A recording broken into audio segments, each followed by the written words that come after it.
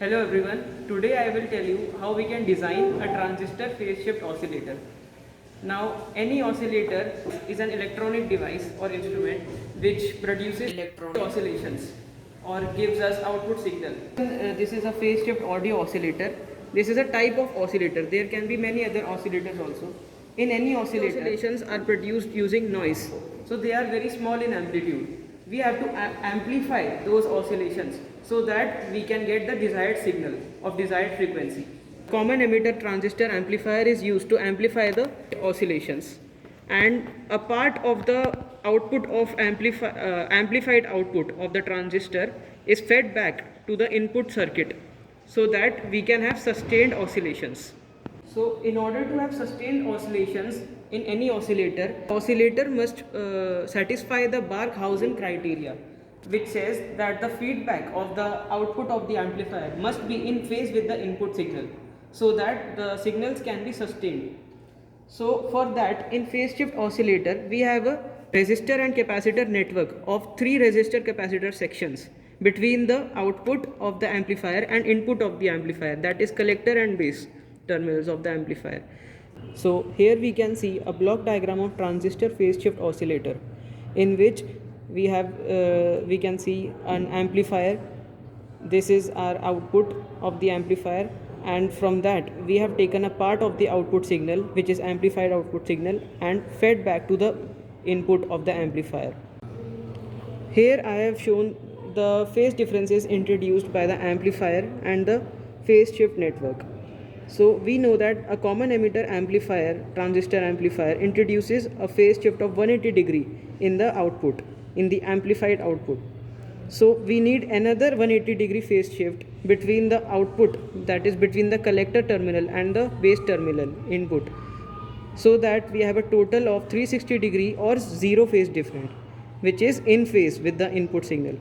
How is that done? It is done like here we can see the input signal, and this is the phase shift introduced by common emitter transistor amplifier, which is 180 degree. So it inverts the output amplified signal, but we need another phase shift introduced by phase shift feedback network, which is 180 degree. So the total phase shift is 180 degree plus 180 degree, that is 360 degree. So the output amplified signal becomes in phase with the input signal. This was the input signal and this is the in phase output feedback signal. Now we have to design the phase shift oscillator. For that we can use this expression to find the resistance value for desired frequency. So this is the frequency of desired output, and it depends on the resistance of the RC sections we have between the feedback and output and the input terminals of the transistor. So this R1 is the represents the each resistor in the RC section, and RL is the variable resistor in one of the RC sections. We can vary this resistance value to get the desired frequency. This is the instrument of phase shift audio oscillator, and here I have made the necessary connections. We don't have to basically make any connections as such. The circuit has been connected inside the box itself. We just have to connect the points here, and that is how the circuit will be completed. Then we will take the output from these two terminals, which are the output terminals of the circuit. Here we have connected this, and the output terminals have been connected to the CRO probe. The positive of the CRO probe has been connected to the positive terminal of the output, and the ground of the CRO probe has been connected to the ground of the circuit. These are the 3 RC sections here, which introduce 60 each phase shift, so that we have a complete 180 phase shift. This is the RC feedback network. So in this we have 3 capacitors and 3 resistors. The first RC section is this, the second RC section is this, and the third RC section has this capacitor and this resistor, which we can vary using this potentiometer here, so that we get the frequency desired frequency oscillations. As I vary the value of RL, variable resistance, using potentiometer, we can see that we have desired oscillations of desired frequency. if I increase the value of RL beyond certain value, the signal will get distorted from here. So we have to use a specific RL value for which we get the desired output signal.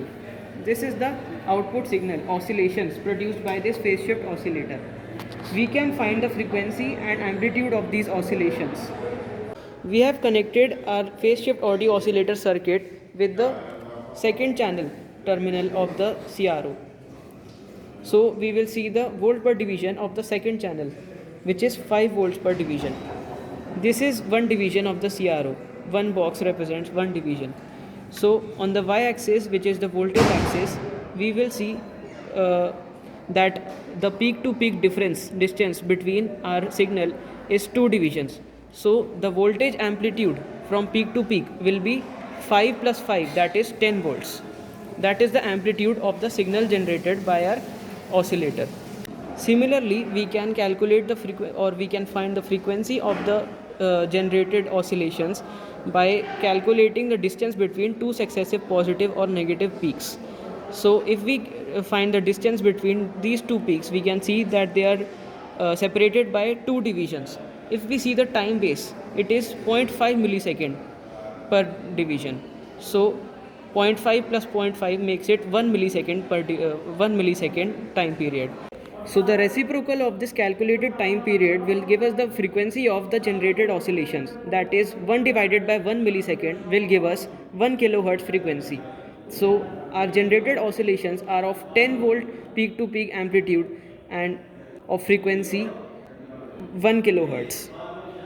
Now we will see how we can study the phase shift that the RC sections introduce in the output signal. For that we have the basic setup which we did for the previous section, but now we have to compare the phase shift introduced, compare the signal by different phase shifts of the different sections of the RC network. For that I connect this probe to the first channel of the CRO and we take the readings from different sections of the RC feedback phase shift network.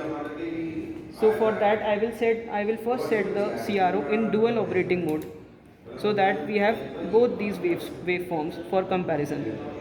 I will set the new waveform on the upper side and the old waveform, which was the total phase shifted oscillations, on the lower side.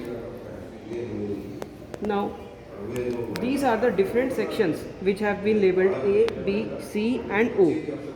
These sections represent that how many sections have been incorporated in the total phase shift.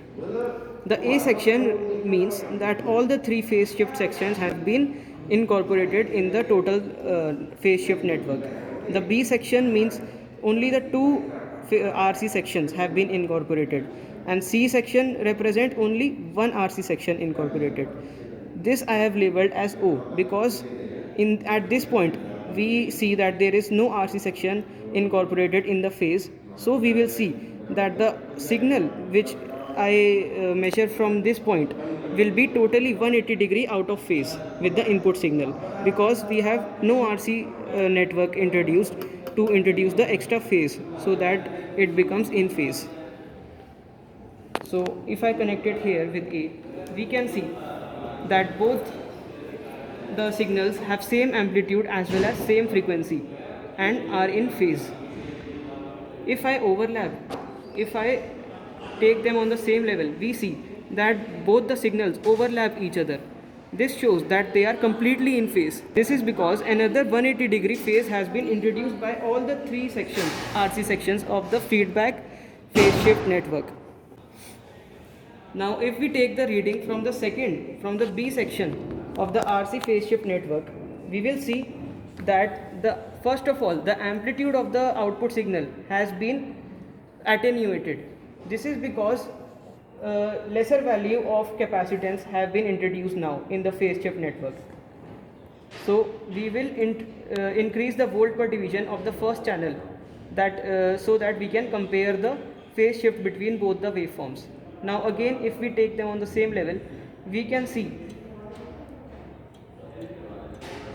that Now the two waveforms are not overlapping on each other, and there is a phase shift of 60 degree because only two RC sections have been introduced in the network.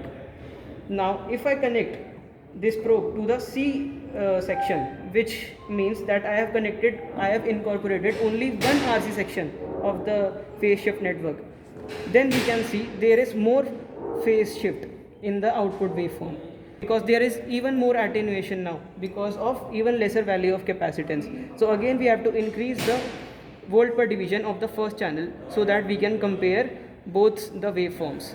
Now we can see that the phase shift introduced has been increased, and then I connected to O point where we have no phase shift network introduced. Then we can see even more attenuation, and I increase the volt per division of the second channel, so that we can now see that this is the new waveform and this is the old waveform. This waveform represents the real oscillations, the desired oscillations we needed from the oscillator, and the lower new wavefront represents that part of the oscillations which do not have incorporated the phase shift network. Thus we can see that both the wavefronts are out of phase with each other, and from this we can conclude that our phase shift network introduces 180 degree phase shift so that we can get in phase feedback